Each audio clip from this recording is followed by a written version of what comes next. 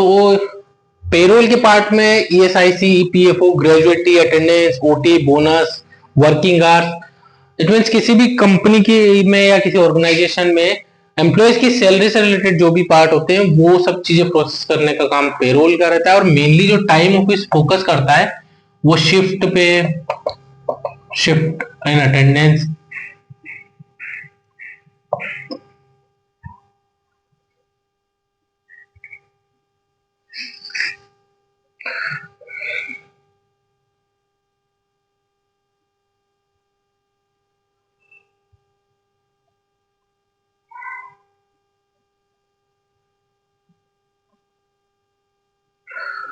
तो हमारा जो टाइम ऑफिसर रहता है वो शिफ्ट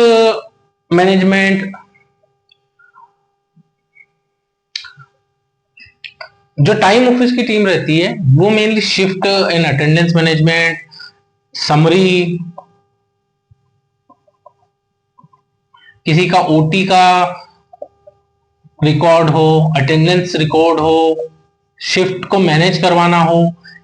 इन सब चीजों से रिलेटेड कोई भी इश्यूज रहते हैं वो सब चीजें मैनेज करने का काम टाइम ऑफिस रहता है। हम कह सकते हैं कि पेरोल एम्प्लॉयज की सैलरी को जनरेट करने का, प्रोसेस करवाने का पार्ट रहता है, और इसके बैकएंड में जो भी वर्किंग होता है वो सब वर्क जो होता है वो टाइम ऑफिस का रहता है। तो डेटा मैनेजमेंट या डेटा को कंप्लायंस कराने से रिलेटेड जो पार्ट रहता है वो टाइम ऑफिस का रहता है।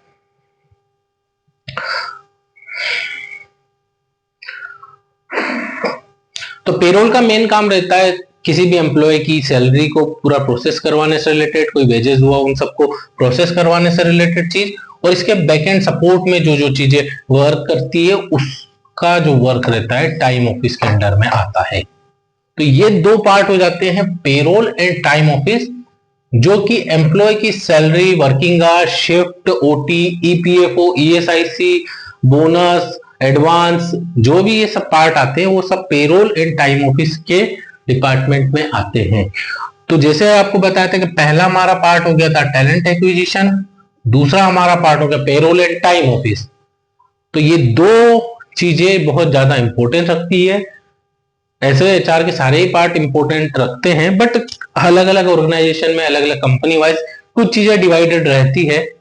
तो बट ये सब चीजें पैरेलली वर्क करती है। टाइम ऑफिस का मेनली वर्क ऑनबोर्डिंग से रिलेटेड भी रहता है कि अगर कोई एम्प्लॉय रिक्रूटमेंट टीम के बाद फाइनलाइज होने के बाद डॉक्यूमेंट जो है उसको वेरीफाई करा करके उसकी पूरी ऑनबोर्डिंग करने का काम भी टाइम ऑफिस का ही रहता है। तो अगर आप लोगों को कोई क्वेश्चन हो, कोई डाउट हो, या ऐसा चीजें लगती है कोई चीज मिस हो गई है तो आप कमेंट करके बता सकते हैं।